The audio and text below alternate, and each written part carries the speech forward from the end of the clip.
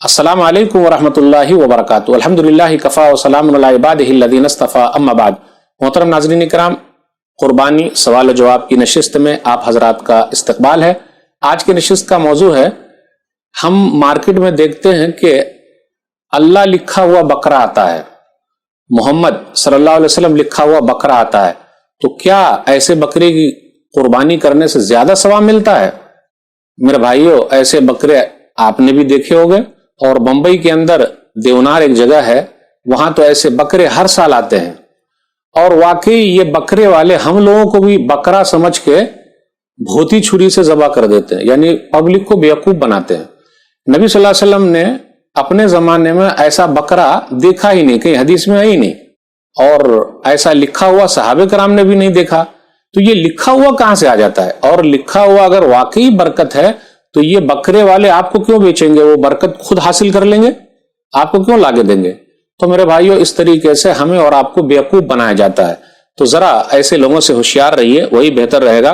और कुरान और हदीस में ऐसी कोई फजीलत नहीं है कि ऐसा लिखा हुआ बकरा रहे तो उसको करेंगे तो ज्यादा सवाब मिलेगा। जी, ऐसा बिल्कुल नहीं है। और कहीं भी आपको किसी सहाबी से ऐसा बकरा मिलेगा नहीं। तो उन बेचारों को कभी नहीं मिला, ना ताबईन को मिला, ना तबा ताबईन को मिला, और ना किसी इमाम साहब को मिला।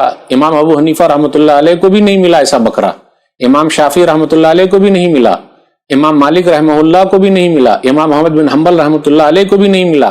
तो हमें और आपको कैसे मिल जाता है?